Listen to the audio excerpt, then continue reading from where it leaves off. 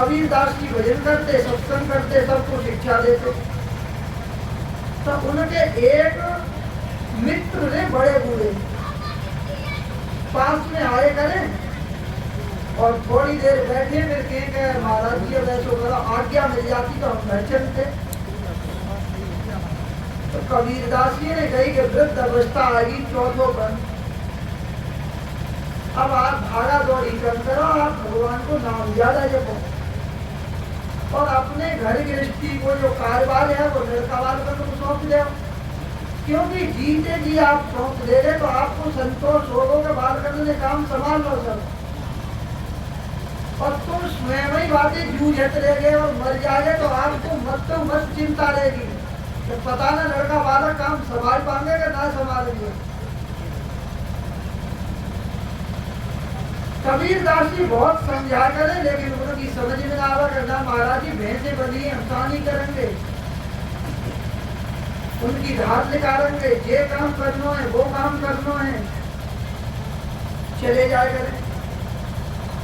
एक दिन उनको शरीर पूरो है वो साहब ने बताई कि महाराज जी आपके जो मित्र है उनको आज शरीर छूट हुआ क्या होगा, तो अगर कोई बात ना है सबको आना तो यही है, यहाँ आएंगे तो वही हम मिल लेंगे। अंतिम संस्कार के लिए गंगा किनारे लेके आए, कबीरदास जी ने कही चलो हम एक नजर देख लें, पास में पहुंचे तो बातें करने लगे उनसे, जब मुर्दा से बातें थोड़ी करनी है, वो तो जिंदा जो संघा है उन्हें समझाने के मारी कर रहे क्या अब कहाँ चले अकेले मीता, ये मित्र अब कहाँ चल पड़े, आप कहते कि भैंसे बधी हैं काम बिगड़ जाए, वो तो अब तो आप कछूले भी न जाते,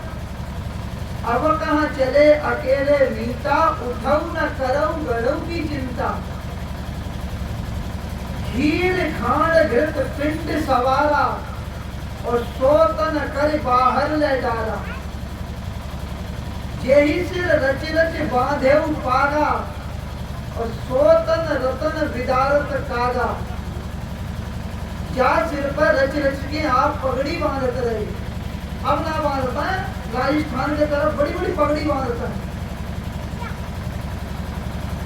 यही सिर रच रच बांधे पागा और सोतन रतन विदारत कागा। अगर ये लोग अलग हट जाएं तो अब हार कौआ कुत्ता आपको खा जाएंगे,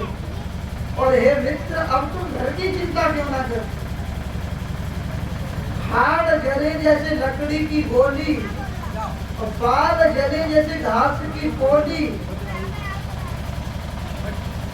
आवत संग न जात संघाती और कहा भय दल बांधे हाथी,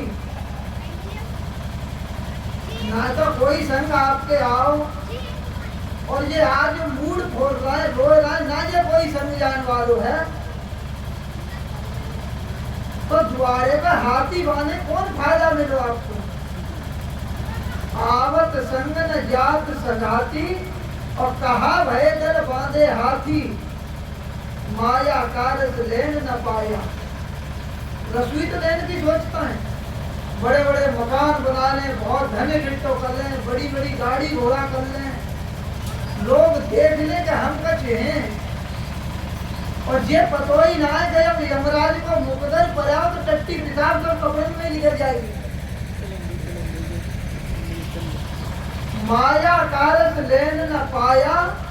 और अंतर यम बिलाल है धावा,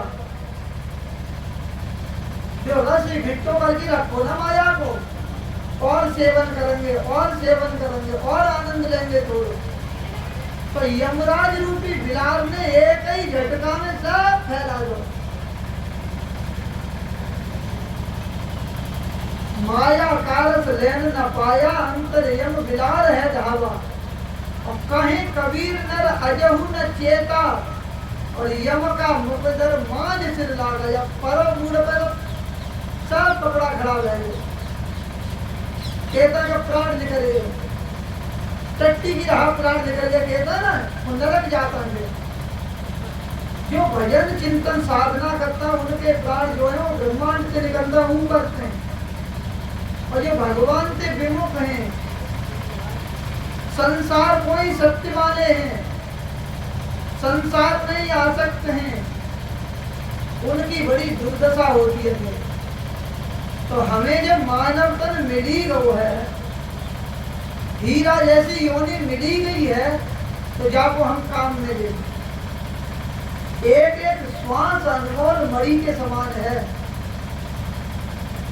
अच्छा आप विचार करें कि सबसे व्यक्ति गरीब हो, बाबू के पास ये श्वास रूपी धन तो बाबू के पास है, और ऐसा धन है कि पूरी धरती का कोई कितनो बड़ो पैसा वालो हो, बस श्वास रूपी धन को वो ना खरीद सके। मिलेगी एक श्वास मान तुझे पूरी है जाए तक। उम्र रूपी तेल या पेट्रोल मानो कि जब ये खत्म होगी तो आप कौन सी टंकी पे जाके डलवाओगे, और वही डीजल पेट्रोल आपकी शरीर रूपी गाड़ी में भरो भाव है। जब तक खत्म ना भाव है तब तक अपनी गाड़ी को भगवान के तरफ दौड़ा जाते कि कहीं नजदीकी बन जाए। आपको संबंध भगवान से जुड़ जाए, वो आपकी नजदीकी भगवान से है जाएगी, तो आप अपनी बात को वहां कह देंगे। पूरा जीवन बीत गो भगवान की भक्ति ना करी तो हमें यहाँ कष्ट ना मिले, क्योंकि